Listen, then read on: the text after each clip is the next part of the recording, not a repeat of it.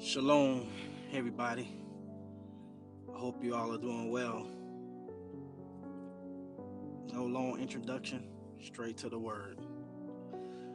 Listen, when there's a cry out, Yahuah hears it. And when that cry out reaches the heavens, Yahuah will act. And I know there's a lot of us going through some troubling situations.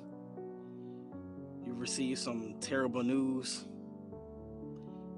and you don't really have words. All you have is a cry out,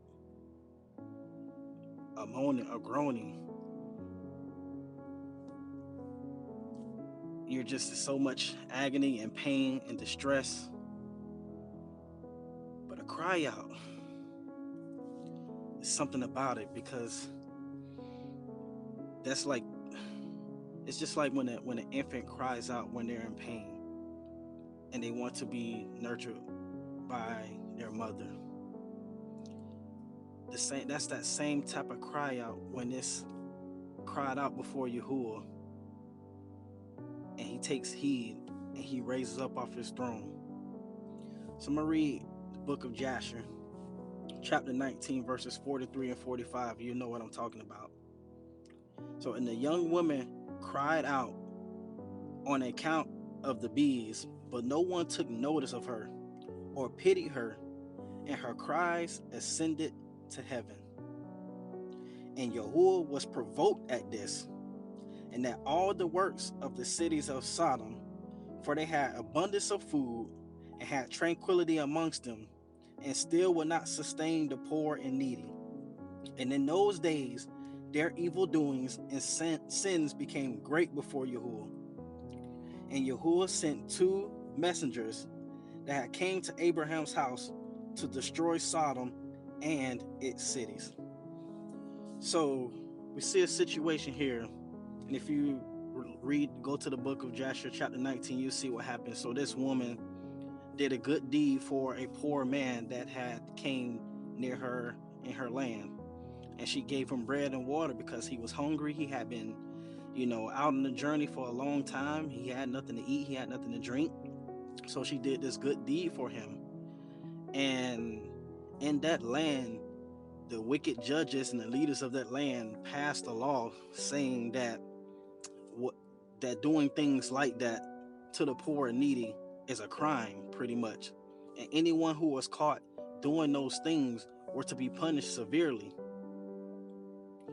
There were some scriptures, some verses before this verse what I read, where another woman did a good deed for a poor man, and they put her in the midst of the city and started a fire and threw her in the fire and watched her burn to ashes, all because of this good deed that she did.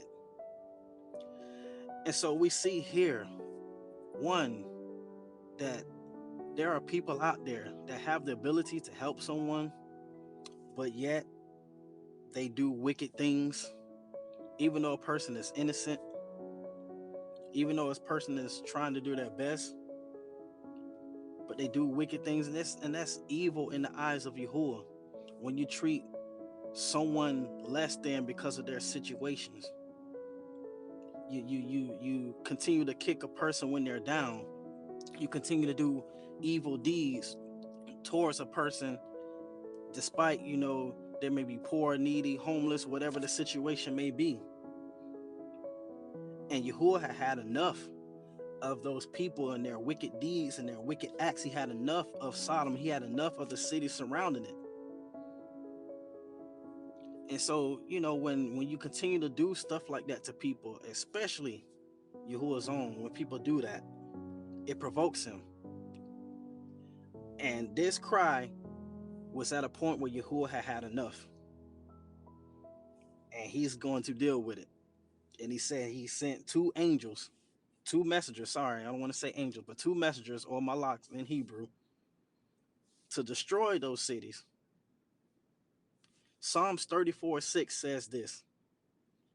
It says, this poor man cried out, and Yahuah heard him and saved him out of all his troubles. This poor man cried out, and Yahuah heard him and saved him out of all his troubles. Yahuah heard your cry. He's going to save you, and he's going to deliver you from whatever you're enduring right now. Whatever you're facing, he's going to bring deliverance, and he's going to bring destruction towards the evil that was done towards you. Oh, Yahuah watches and records everything. And don't think that your cry out was not heard. Don't think that for a second that it has not reached Yahuwah's ears. It has. And now, Yahuah is about to put in action. Now, Yahuah has rised up, and in his wrath, he's going to deal with the enemies, just like he did with these wicked men, just like he did with Sodom and the cities. And y'all know the story. You know what he brought on those cities: fire and brimstone, which represents Yahuwah's judgment towards all of that wickedness. And so fret not. Yahuwah is there. He's there. He's always there. He's always on time. No long message. Short and sweet. That's it. Trust Yahuwah. He's able. Hope you guys have a wonderful, wonderful day.